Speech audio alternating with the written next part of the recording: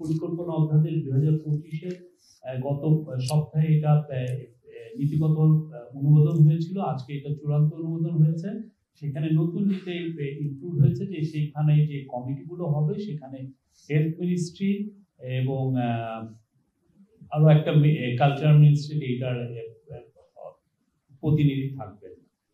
আরেকটা হচ্ছে যে সরকারি স্বায়ত্তশাসিত, আধা স্বায়ত্তশাসিত, সংবিধিবদ্ধ সরকারি কর্তৃপক্ষ, পাবলিক নন ফাইন্যান্সিয়াল কর্পোরেশন, স্বশাসিত সংস্থাসমূহে সরাসরি নিয়োগের ক্ষেত্রে সর্বোচ্চ বয়সসীমা নির্ধারণ সংশোধন অধ্যাদেশ 2025-এর খসড়া নীতিগত ও চূড়ান্ত অনুমোদন হয়েছে। এর ফলে এই প্রতিষ্ঠানগুলো কিছু কিছু ক্ষেত্রে দেখা যাচ্ছে যে তাদের যে নিয়োগ প্রক্রিয়ায় এন্ট্রি এজটা হচ্ছে কারো কারো ক্ষেত্রে 40 এবং কারো ক্ষেত্রে 45ও আছে। তো তাদের যে এজ লিমিটটা আগে আপনারা জানেন যে 30 থেকে 32 করা হয়েছে বিসিএস এর ক্ষেত্রে।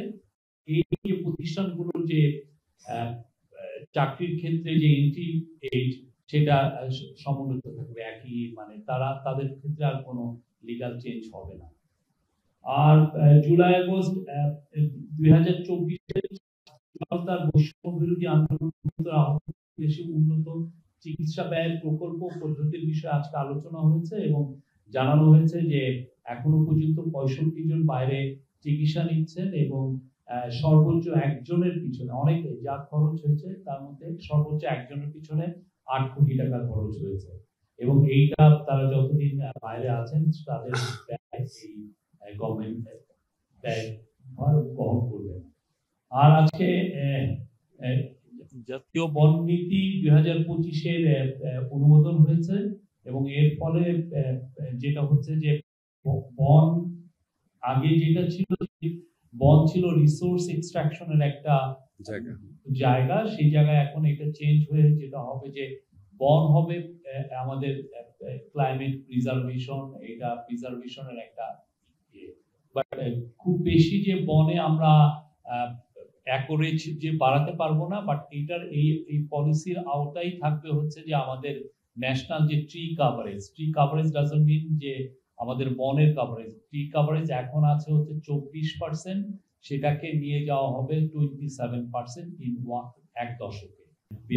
বেয়ারিশ লাশগুলোকে আইডেন্টিফাই করার জন্য ওইখানেই বিদেশি এক্সপার্ট দিয়ে ওইখানে আমরা ল্যাব করব এবং এখানে বিদেশি এক্সপার্ট গুলো কাজ করবে সেখানে।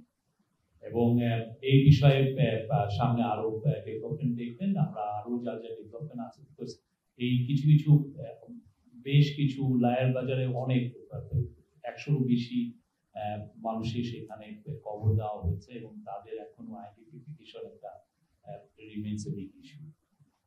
আর অন্যান্য মধ্যে বন সংরক্ষণের ব্যাপারে যেটা হচ্ছে যে সেই বন নীতি 1984 সালে ছিল সেটাকে রিপ্লেস করা হবে এবং বনের মধ্যে মূল যেটা হচ্ছে যে ইন্টারন্যাশনাল বনের উপরে ফরেস্ট্রির উপরে যত কনভেনশন আছে সবগুলোকে এখানে আপলোড করা হচ্ছে এবং বনের মধ্যে বন বিরুদ্ধ ব্যবহার নিষিদ্ধ করা হয়েছে। মানে বনের বিরুদ্ধে যে সমস্ত কাজ আগে হতো, যে দেখতেন যে ইলিগাল লকিং হতো এবং এর ফলে আমাদের রেয়ার কিছু গাছ যেগুলো আমাদের এনভায়রনমেন্টের গাছ সেগুলোকেও আমরা পোচিং করে ফেলেছি বা এটাকে একদম খালি করে দেওয়া হয়েছে।